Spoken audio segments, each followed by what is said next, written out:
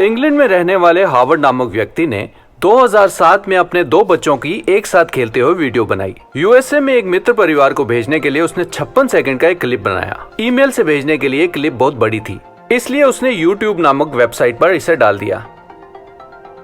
उस वीडियो को परिवार और मित्रों द्वारा देखने के लिए ही डाला गया था, किंतु ये एक व्यक्ति से दूसरे तक पहुंचता गया और फिर इसे सोशल नेटवर्क पर भी डाल दिया गया और फिर इसे बार बार शेयर किया गया और ये संसार भर में फैल गया।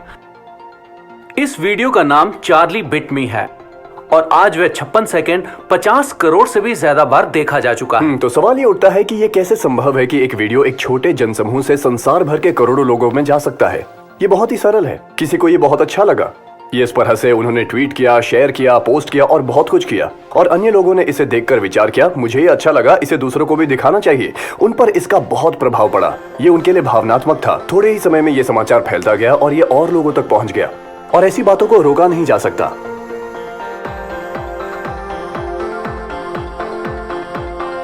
क्रिस्टियानो रोनाल्डो का प्रैंक, जहाँ पे वो बैठा हुआ है विग सब पहन के, लेकिन लोग उसे आइडेंटिफाई नहीं कर पाते। लेकिन एक छोटा सा बच्चा आता है, उसके बाद फुटबॉल खेलता है, उसे अपना स्किल सिखाता है, तो समझ में आता है कि क्रिस्टियानो रोनाल्डो है। मुझे बहुत पसंद आया वो। The viral fever videos. The AIV, Alia Bhatt. My favorite one was, the viral fevers video about Shah Rukh Khan with Arnab Goswami, the duplicate Arnab Goswami. That was a really witty idea. Cristiano a great legend. बहुत सारा video देखा, ऐसा कुछ favourite उसमें नहीं बोल सकता।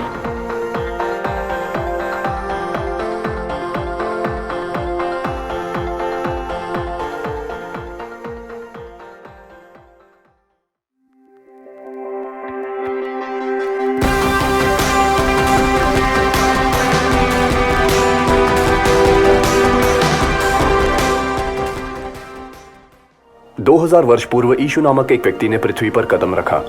उसके 12 करीबी दोस्त थे जिसे लोग उसके शिष्य कहते हैं। आज 2 मिलियन से भी अधिक मसीही हैं जो संपूर्ण संसार में फैले हुए हैं। यही मसीही कलीसिया है जो मध्य पूर्व के एक नगर का छोटा समूह हुआ करता था, जो फैल और विकसित होकर संसार भर में एक आंदोलन बन चुका है। प्रारंभिक मसीहियों में यीशु के विषय में दूसरों को बताने के लिए गहरा समर्पण और जोश था।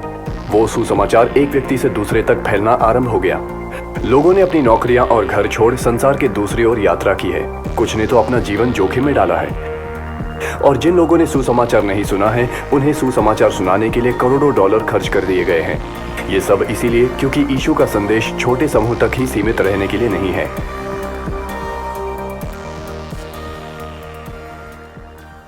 मसीहियत कभी भी केवल एक व्यक्ति तक ही सीमित रहने के लिए नहीं है।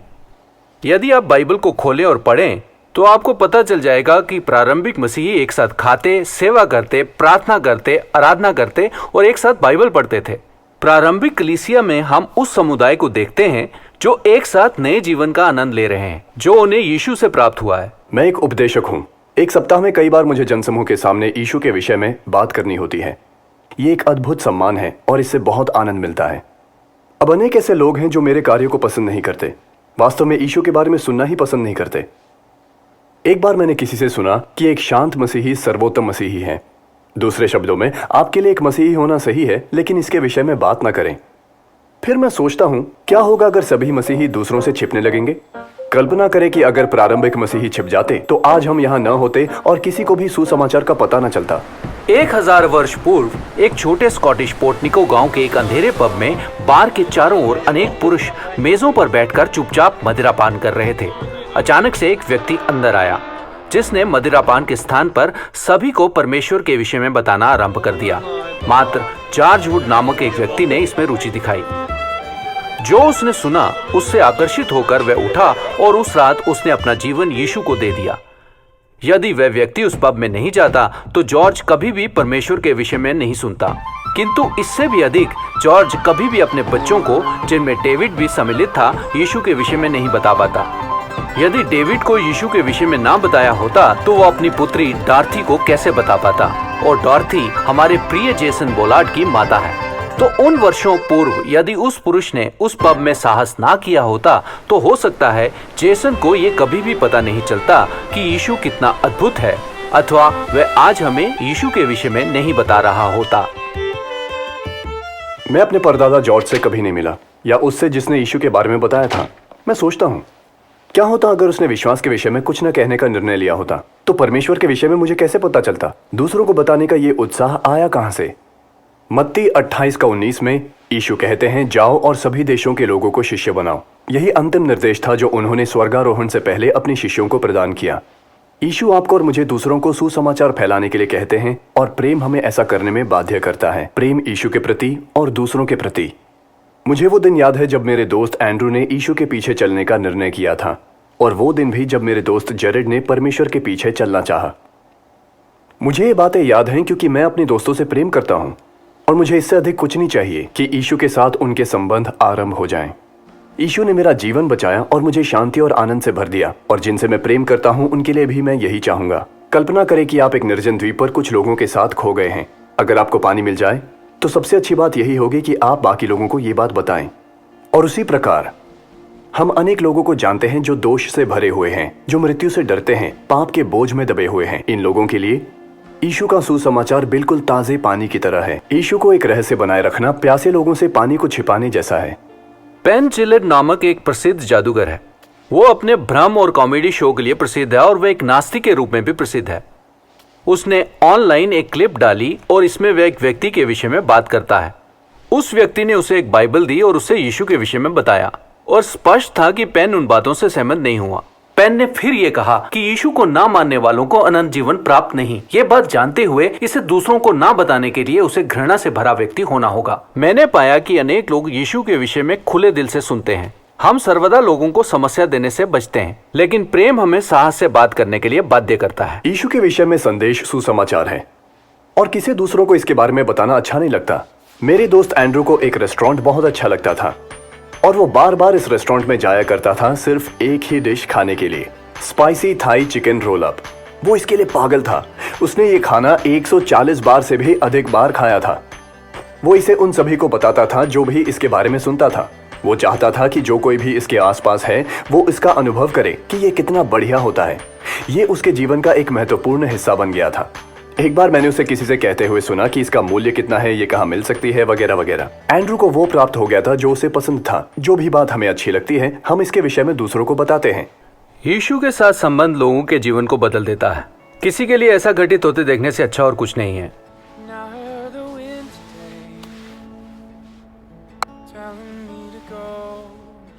मेरा नाम जूही है और मैं पार्ट टाइम काम करता हूँ और अपना जीवन जी रहा हूँ। मसीही बनने से पहले मैं वास्तव में बहुत खाली था। मैं बहुत तनावग्रस्त था। स्कूल में मैं बहुत प्रसिद्ध था और सभी मुझे पसंद करते थे, और दिन के अंत में मैं बहुत खाली और अकेला था, और मैं महसूस कर रहा था कि मेरे जीवन का कोई उद्देश्य नहीं है। मैंने एक लड़की के साथ घूमना आरंभ कर दिया और मुझे वास्तव में वो अच्छी लगने लगी। वो एक मसीही थी और मुझे पता नहीं था कि इसका क्या अर्थ है। हमने 1.5 साल तक एक दूसरे को डेट किया और वास्तव में उसके माता पिता से मैंने देखा कि वे किस रीति से जीवन जीते हैं, और उन्होंने कभी मुझे अधिक प्रचार नहीं किया, किंतु वे वास्तव में वैसे ही थे जैसा वे जीवन जीते थे। वे बहुत ही शांति और आनंद के साथ जीवन जीते थे, और मुझे आश्चर्य होने लगा कि वे ऐसे क्यों हैं। तभी से मुझे पता चलना आरंभ हुआ कि कोई परमेश्वर है, अथवा ये प्रश्न करना आरंभ किया कि क्या कोई परमेश्वर है। वास्तव में ये मेरे और मेरी गर्लफ्रेंड के संबंध के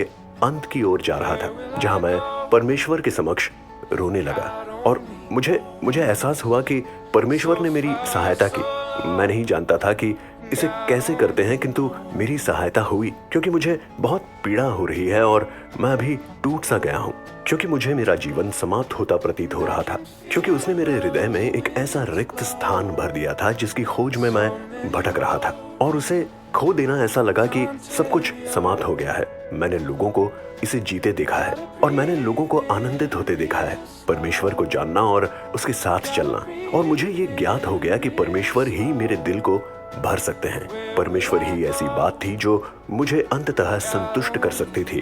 पाप तो बहुत ही अस्थायी है, और जब परमेश्वर मेरे जीवन में आया तब सब कुछ बदल गया। इस बात को जानना कि परमेश्वर की मेरे लिए एक योजना है, इसने मेरे जीवन को पूरी तरह से बदल दिया। संभवतः वह सबसे बड़ी बात थी, क्योंकि मैं बहुत ही भटका हुआ था, बिना किसी आशा के था, और मेरे जीवन का कोई उद्देश्य नहीं था। लोगों को आशा रखने की आवश्यकता है, और लोग परमेश्वर को चाहते हैं। वे इसे नहीं जानते हैं, किंतु वास्तव में उन्हें परमेश्वर की आवश्यकता है। मैं उस पर भरोसा कर सकता हूँ और वो मेरा मार्गदर्शन करेगा, और मेरे लिए उसकी योजनाएं अद्भुत हैं।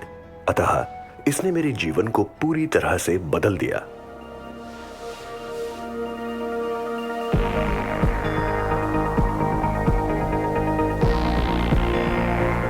दूसरों के साथ भगवान के बारे में शेयर करना अच्छा बात है, मगर हम उसको फोर्स नहीं करना है। एक्चुअली जो आशीर्वाद हमें मिला है, हमको दूसरे को भी शेयर करना चाहिए। दैट इज़ आवर रिस्पॉन्सिबिलिटी कि they feel that if I say others may be they feel bad about it.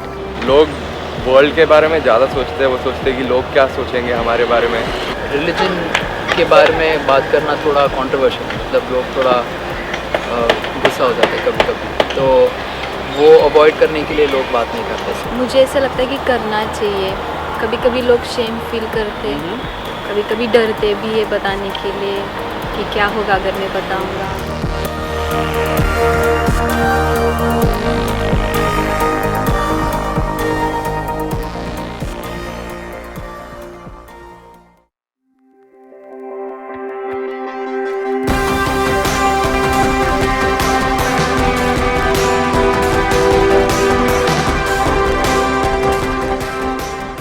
जब आप कलीसिया के बारे में सोचते हैं तो दिमाग में आता है पादरी, क्वायर, कैथेड्रल, भवन और शीशों वाली खिड़कियां। ये सब कलीसिया तो है, लेकिन कलीसिया इन तक सीमित नहीं है। ये तो इससे भी ज्यादा सक्रिय, जीवित और सुंदर है। बाइबल कलीसिया का उल्लेख परमेश्वर के लोगों के रूप में करती है, जो संसार के हर एक देश में यीशु के पीछे चलने वाले हैं। हम परमेश्वर का परिवार हैं। ओके, कल्पना करें कि मैं आपको एक ड्राइव पर ले जा रहा हूँ। मैं आपको मेरी सुंदर नीली गाड़ी में पिक करता हूँ, फिर मैं रेडियो चालू करता हूँ। हमको बहुत मजा आ रहा है चलाते वक्त। फिर हम नगर के सभी अच्छे जगहों पर जाते हैं, समुद्र तट पर, नगर के मुख्य भाग में, और आप कहते हैं, जेसन मैं तुम्हारे परिवार से मिलना चाहूंगा। मैं सोचता हूँ, अरे हाँ, ये तो अच्छा विचार है, और हम मेरे परिवार के समक्ष जाते हैं, और देखो वो यही है। क्या आपने मेरे परिवार के सुंदर लाल दरवाजे पर ध्यान दिया? और छत का क्या, मैंने पिछले साल ही अपने परिवार पर लगाया था। परिवार के सामने बागीचा मुझे बहुत पसंद है। बसंत का मौसम, इसमें चमत्कार होते हैं। लेकिन ये है बेस्ट पार्ट, पिछले हफ्ते ही मैंने ये खिड़कियां लगवाई थी। ये ऊर्जा संचालन देती हैं और पर्यावरण के लिए बहुत अच्छी खिड़कियां हैं। ये मेरे परिवार के लिए वास्तव में बहुत अच्छा है। शायद इस समय आप विचार कर रहे होंगे, जेसन तुम मुझे अपने परिवार से मिलवाने वाले थे ना? तुम जानते हो ये तुम्हारा घर है। और उसी प्रकार मसीही कलीसिया जनसमूह है, ना कि कोई भवन। इफिसियों के पुस्तक अध्याय 2 में यह लिखा है कि कलीसिया लोगों से बना एक भवन है, और यीशु इसका मुख्य नींव है, वो हिस्सा जो सभी को एकत्र थामे रखता है। वो प्रभाव बहुत ही अद्भुत है जो यीशु ने संसार पर डाला है। हाँ, संसार का लगभग 1/3 कलीसिया का एक हिस्सा है। 100 वर्ष पूर्व एक शोध किया गया था, जिससे ये पता चला कि अफ्रीका में 10 मिलियन मसीही हैं। बिल्कुल वही शोध जो 100 वर्ष बाद किया गया, उसने बताया कि ये संख्या 360 मिलियन हो गई है। कलीसिया बहुत ही अद्भुत रीति से बढ़ रही है। यद्यपि संसार में 60 से भी अधिक देशों में मसीहियों को सताया जा रहा है। मसीहियों का सामाजिक, राजनीतिक और शारीरिक शोषण किया जाता है। मारपीट, भवनों को जला दिया जाना और यीशु के मानने वालों की हत्या कर दी जाती है। इन सब परेशानियों के बावजूद भी कलीसिया का विकास हो रहा है, और पहले से भी अधिक तेज। इफिसियों 1 बताता है कि जब आप मसीही बनते हैं, परमेश्वर का परिवार आपको स्वीकारता है, जो बनाता है हमें पुत्र और पुत्रियां, भाई और बहन। हम सब एक हैं। इस बात का एक ही कारण है कि हमारा सिर्फ एक ही आसमानी पिता है। अनेक ऐसे विषय हैं जो मसीहियों को डिनोमिनेशन और समूहों में अलग करते हैं। जो हमें एक साथ करते हैं वो विषय बड़े और अधिक महत्वपूर्ण है। इफिसियों 4 बताता है कि पवित्र आत्मा कलीसिया को एक बड़े परिवार के रूप में इकट्ठा रखता है। मुझे अपना बचपन याद है। मेरा भाई केविन और मैं हमेशा झगड़ा करते थे, जैसे हर भाई करते हैं। वो टीवी देख रहा होता था, शायद अपना प्रिय शो, और मैं उसके हाथ से रिमोट छीनकर चैनल बदल देता था, और फिर वो मुझ पर टूट पड़ता। वो मुझसे कहता कि तुम ये हो, तुम वो हो, तुम मूर्ख हो, तुम बाहर जाओ। फिर मैं उससे कहता, नहीं तुम मूर्ख हो, तुम बाहर जाओ, ये मेरा रिमोट है। और फिर हम झगड़ा करते रहते। फिर अचानक मैं उससे पूछता, क्या तुम्हें चॉकलेट मिल्क चाहिए? तो वो कहता, हाँ मैं जरूर पीऊंगा। फिर हम दोनों किचन में जाकर चॉकलेट मिल्क पीते।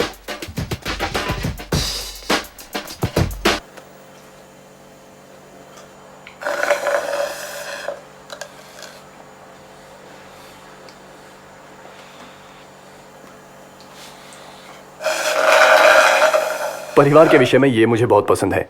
भले आप एक दूसरे से असहमत होते हैं, लेकिन आप एकत्र रहते हैं। मैं जानता हूं मेरा परिवार उत्तम नहीं है और ना ही परमेश्वर का परिवार, लेकिन हम परिवार हैं। कई बार हम झगड़ा करते रहते हैं या किसी बात पर सहमत नहीं होते, लेकिन हम एक साथ रहते हैं पवित्र आत्मा की सामर्थ्य से। यूहन्ना 17 में यीशु प्रार्थना करते हैं कि परमेश्वर के परिवार के रूप में हम एक साथ बने रहें। यूहन्ना 13 में वे कहते हैं कि तुम्हारे प्रेम के कारण संसार बदल जाएगा। बाइबल ये भी कहती है कि कलीसिया मसीह की देह है, हर एक भूमिका निभाता है और प्रत्येक भाग उसी देह का हिस्सा है। आंख हाथ से और पांव उंगली से ये नहीं कह सकता कि उसके लिए उसका कोई अर्थ नहीं है। प्रत्येक अंग महत्वपूर्ण है। एक मसीही होने का अर्थ ये नहीं है कि सभी को एक दूसरे के जैसा होना है। हम सबकी महत्वपूर्ण और अद्भुत भूमिका है। परमेश्वर कलीसिया को उसके हाथों और पांवों की तरह प्रयोग करता है। स्कूलों और समुदायों में उसकी इच्छा को पूरा करने के लिए हम उसके साथ काम करते हैं। एक रात जब मैं मैकडॉनल्ड्स के सामने अपने कुछ दोस्तों के साथ बैठकर डिनर कर रहा था, तब मैंने ध्यान दिया कि एक लड़का पार्किंग में अकेला ही खड़ा था। वो हमारे पास आया और उसने पूछा कि क्या वो मेरा फोन इस्तेमाल कर सकता है। उसका नाम काल था। वो दूसरे नगर से था, शराब में बिल्कुल धुत और कहीं खोया हुआ लग रहा था। बस इतना जानता था कि उसकी गर्लफ्रेंड आसपास के किसी होटल में ठहरी हुई है, तो हमने सोचा उसकी मदद करें। काल हमारी कार में बैठा और हमारे मन में जो होटल आए हम उसमें गए। जब हम गाड़ी में जा रहे थे तो उसने अपने जीवन के बारे में बताया। उसे अपने माता पिता का पता नहीं था और अनाथालयों और आश्रमों में ही बड़ा हुआ था, जहां उसका लाभ उठाकर उसका शोषण किया गया। उसने बताया कि हमारे उसे उस रात मैकडॉनल्ड्स की पार्किंग में मिलने से पहले उसने परमेश्वर से सहायता मांगी। हमने बताया कि हम मसीही हैं और परमेश्वर ने ही ये रात निर्धारित की थी। 1 घंटा गाड़ी चलाने के बाद और 5 होटलों में खोजने के बाद आखिरकार हमें उसकी गर्लफ्रेंड मिल गई। उसे खोजने के बाद मैं और मेरे दोस्त बहुत उत्साहित हो गए थे। वो रोया, मैं रोया, फिर एक दूसरे को गले लगाने के बाद जैसे हम गाड़ी में बैठकर वहां से निकले, हमारे भीतर ये आभास था कि हम परमेश्वर की योजना का एक हिस्सा थे। हम काल के लिए मसीह के रूप में आए और हमें परमेश्वर के हाथ और पांव होने का मौका मिला। संपूर्ण इतिहास के दौरान संसार भर में कलीसिया ने मार्गदर्शन किया है। शिक्षा दिलवाने में, अनाथों की देखभाल करने में, भूखों को भोजन और पानी देने में। परमेश्वर की कलीसिया के लिए यही इच्छा है और हम यीशु के अनुयायी हैं। इसमें कोई संदेह नहीं कि प्रारंभिक मसीहों के लिए कलीसियों के सदस्य के रूप में एकत्र होना बहुत ही महत्वपूर्ण था। वो हर समय प्रार्थना, आराधना और वचन के अध्ययन के लिए एकत्र होते। वो जरूरतमंदों की आवश्यकता को पूरा किया करते थे। इब्रानियों का पत्र हमें मसीही के अनुगामियों के रूप में निरंतर एक साथ रहने का परामर्श देता है और लगातार करने का।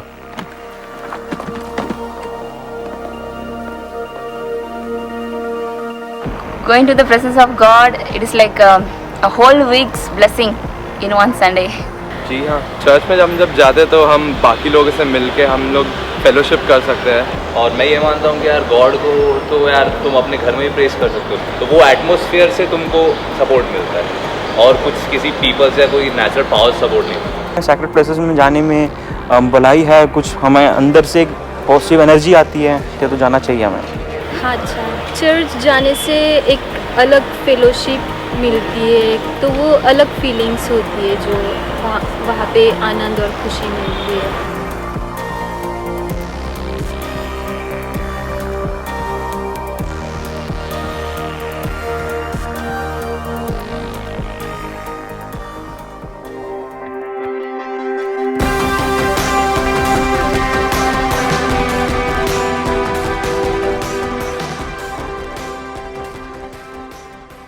हम समाज के लिए बने हैं और एक कलीसिया के रूप में एकत्र होना एक आवश्यक कदम है परमेश्वर के साथ अपने संबंध को जीवित रखने का। अन्य मसीहियों के साथ एकत्र होना सौभाग्य की बात है। आइए कलीसिया और यूथ ग्रुप का हिस्सा बनिए। सिर्फ दिखाने के लिए नहीं, सम्मिलित हो जाएं, समर्पण करें, कलीसिया बने।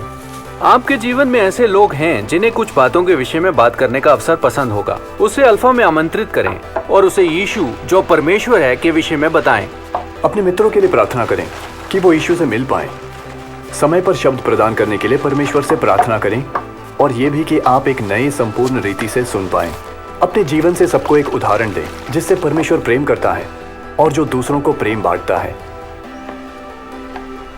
तो क्या कहें, हम इस सफर के आखिरी पड़ाव में आ गए हैं। पहले एपिसोड में हमने कहा था कि हम इस सफर में आपके टूर गाइड होना चाहते हैं। पिछले 11 सत्र बहुत रोमांचित रहे और आपके साथ समय बिताना हमारा सौभाग्य रहा। हाँ, हमने जीवन के कुछ महत्वपूर्ण प्रश्नों के विषय में बात की, जो है जीवन, विश्वास और परमेश्वर के बारे में। बात यह है कि ये तो सिर्फ आरंभ है।